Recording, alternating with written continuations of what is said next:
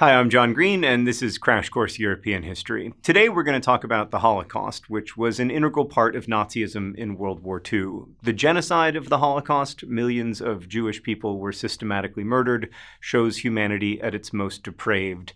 And we've thought a lot about how much footage to show from the camps where so many millions were condemned to death. And we've decided not to have a thought bubble in today's episode, but we will be showing some archival footage, not least because anti-Semitic disinformation campaigns throughout the last 70 years have sought to minimize or outright deny that the Holocaust happened. Maybe there's no countering such conspiracy theories. The evidence of the Holocaust is vast, including hundreds of thousands of witness accounts, testimony from war crimes trials, and extensive documentation by the Nazis themselves of their attempts to systematically eliminate Jewish people from the world, and also others deemed inferior, including disabled people, Roma people, many Slavs, communists, and LGBT people. But we think it is important to try to tell the truth, both in what we say and in what we show. Some maintain that the Holocaust is incomprehensible, an outsized phenomenon beyond ordinary concepts of good and evil. And in some ways that's true, but it ignores the centuries of anti-Semitism that laid the groundwork for the dehumanization of Jewish people that intensified in the 20th century. It is critical that we remember the horrors of the Holocaust. History is, in the broadest sense, collective memory. And as Holocaust survivor Elie Wiesel has written, without memory, there would be no civilization, no society, no future. And so let us try to remember.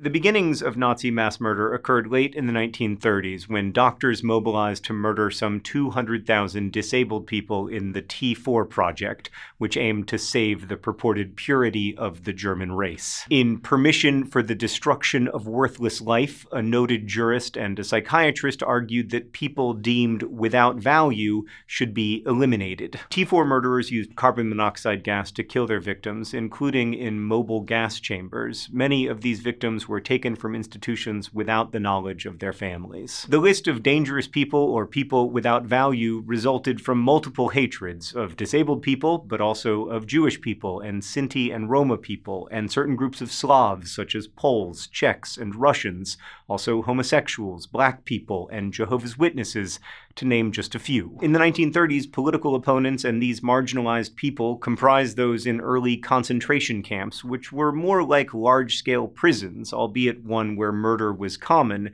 as distinct from the extermination camps that were set up later in the war, and which functioned primarily as places to systematically murder people. In 1939, as German soldiers moved through Poland, they murdered many Poles, including Polish Jews, especially going after the most literate citizens, like political leaders, teachers, and professors. And as Nazi forces moved eastward, Christian citizens joined in this murderous rampage against Jewish people as a supposedly righteous crusade against those who had killed Jesus. Jesus, for the record, was Jewish, and he was killed by Roman authorities, not Jewish ones, but none of this hatred was fact-based. Special Nazi forces called the Einsatzgruppen took the lead, but they were joined by civilians and policing officials. Hitler had always aspired to rid Germany of Jews, initially by means like forced migration or the creation of such dire living conditions that Jewish people would die at a rapid rate. And the creation of the Warsaw Ghetto embodied this hope for ethnic cleansing. Some 30% of the city's population was jammed into 2% of its space to live on drastically reduced rations and necessities such as coal and medical supplies. The more that die, the better, enthused Hans Frank, governor of German-occupied Poland. And then in the early years of the war, the plan for what became the Holocaust took shape, in part because it was felt that Polish people were not being converted into slave labor fast enough, and also because it was felt that Jewish people were not dying quickly enough. As the Nazi invasion of the USSR, Operation Barbarossa, began to fail by the end of 1941, bottom, Nazi officials set in motion a system of industrial killing modeled on the T4 program, including plans for transport of Jewish and other victims to extermination camps. They then communicated these plans to those responsible for carrying them out at the WANNSEE conference outside Berlin in January 1942. Jewish leaders were tasked with selecting members of their conquered communities, supposedly to be resettled in the East, but these were not resettlements. Instead, they entailed being transported to the new extermination camps and gassed on arrival, as was the case for most children and women, or worked to death, as was the case for boys and men and some women. Some camps, such as Auschwitz-Birkenau, were both labor and extermination camps, while others, such as Chelmno, were solely to murder captives. And it should also be noted that mass killings continued around captured cities and towns, not just in extermination camps. Nazi soldiers who objected, and there were some, were simply given other assignments. It was possible, the record shows, to just say no. But many soldiers and other authorities believed in the so-called final solution of killing all Jewish people. Soldiers and other authorities were often white supremacists, although historians have differing judgments about the weight of other motivations, such as obedience to authority, the normalization of mass murder, or greed and opportunities to steal from victims, just to name a few of the possible motivations. Eventually, people were able to begin reporting not just the brutality of forced deportations, but also their lethal outcome. This was called the Jewish mouth radio. But resistance was incredibly difficult for people who were weakened by starvation and lack of medical care and a range of other physical and mental abuses. Still, in 1943, Jews in the Warsaw Ghetto used guns provided by the Polish resistance to rise up against their Nazi occupiers. The Germans slaughtered most of the ghetto inhabitants, with a few escapees joining other resistance groups in Poland. In the camps themselves, resistance was even less plausible for people living on 200 calories a day and constantly monitored by heavily armed guards. From the beginning, the Nazis, though proudly committed to, in Hitler's words, the destruction of the Jewish race in Europe, did a lot to hide their mass murder. Death camps had ornate entry gates adorned with cheering messages. Those to be murdered were greeted by bands playing merry tunes. So imagine the shock as new inmates were stripped of their illusions of safety in the camps. You see those flames? One newly arrived wife and mother was asked by a seasoned prisoner. That's the crematory over there. Call it by the name we use, the bakery. Perhaps it is your family that is being burned at the moment. Some miraculously survived. Women, raised to be guardians of tradition, often celebrated Jewish holidays and the birthdays of their fellow inmates and cared for one another when possible. And they were strengthened by these deeds. One chronicler of the death camps, the Italian chemist Primo Levi, credited his survival to another prisoner who shared his bread rations and did favors. Thanks to these acts, Levi wrote, I managed not to forget that I myself was a man. Serving in a camp where overworked and starved prisoners were to be immediately murdered, Levi described how the Nazi regime drained away the divine spark so that prisoners came to feel like non-men. He went on, if I could enclose the evil of our time in one image, I would choose this image which is familiar to me, a faceless man with head dropped and shoulders curved, on whose face and in whose eyes not a trace of thought is to be seen. Given that, he wrote, one hesitates to call them living. One hesitates to call their death death. But people also kept their humanity and hope in spite of the odds against them and found ways to resist. In 1943, hundreds of captives rose up at the Treblinka extermination camp, killing Ukrainian guards. Although most of the rebels were killed, some successfully fled to join resistance forces. A year later, at Auschwitz, women prisoners smuggled in explosives that men used to blow up a crematorium and assassinate guards. But none of those resistors survived. Overall, deaths from the deliberately planned and executed extermination of Jewish people, the Holocaust, or Shoah, as it is known in Hebrew, are estimated at 6 million people, not to mention the abuse and torture of those who survived the liberation of the camps in 1944 and 1945. It's tempting to focus on those stories of survival because we have records and accounts of the experiences of people like Primo Levi and Elie Wiesel. But we have to remember that most people did not have miraculous escape stories.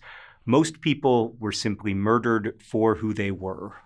Of course, combatants in World War II also unleashed additional mass murder besides the Holocaust itself. In 1943, German forces uncovered victims of the 1940 Soviet execution of some 22,000 Polish military officers and professionals, engineers, professors, and lawyers, for example. Just like Nazi executions of the intelligentsia, the goal was to deprive a conquered people of their leadership. But Soviet executions did not primarily aim to bolster Russian blood or a Russian race, although with the outbreak of war, non-Russians were often driven out of businesses and some professions. But the Holocaust was very different because it was a systematic attempt to eliminate a people from the world via mass murder. It was genocide. Now, as we've mentioned, Jewish people were not the only victims of Nazi mass murder. Millions of non-Jewish Poles were also killed. In the Nazis' so-called racial science, Slavs were not seen as all the same. Slovaks and Croats were seen as superior to Poles and Czechs, for example. And Russians were seen as among the lowest Slavs because they were seen as Judeo-Bolsheviks, a term that combined anti-Semitism with the hatred of Soviet communism. Obviously, although some Bolsheviks were Jewish, many were not, Lenin and Stalin, to name just two of the most notable examples.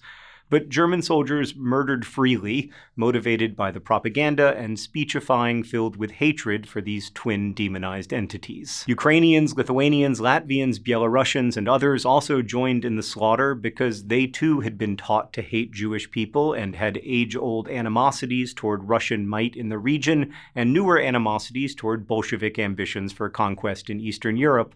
Often, individuals didn't need encouragement by the Germans for murder, and even murdered in advance of their arrival because they wanted to help the Nazis out and also take the possessions of their murdered neighbors. One notorious case occurred in Jedwabne, Poland, where townspeople rounded up their Jewish neighbors, raped and beat to death many of them, and burned the rest alive in a barn.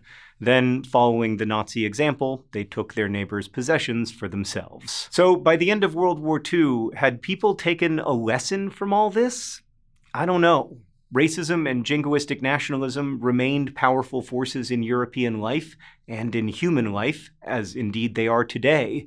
In some towns, surviving Jewish people who returned to claim their property were driven out or even murdered, and the diverse group of refugees who sought safety and shelter after the war often found none, as indeed Jewish people trying to escape Europe in the 1930s and early 1940s had been denied refuge around the world. After the war ended, many survivors of the camps gathered in port cities of the Mediterranean waiting for ships to take them anywhere that would accept them. In the US, where anti-Semitism remained high, only 5,000 Jewish people were allowed entry. And that's very important to understand. Anti-Semitism was not only a destructive force in Europe, then or now, and that consistent long-term imagining of Jewish people as evil or inferior or inhuman allowed the horrors of the Holocaust to happen unchecked and kept Jewish people from the safe harbor they might otherwise have found. And that is something to consider not only about history, but also about our world today.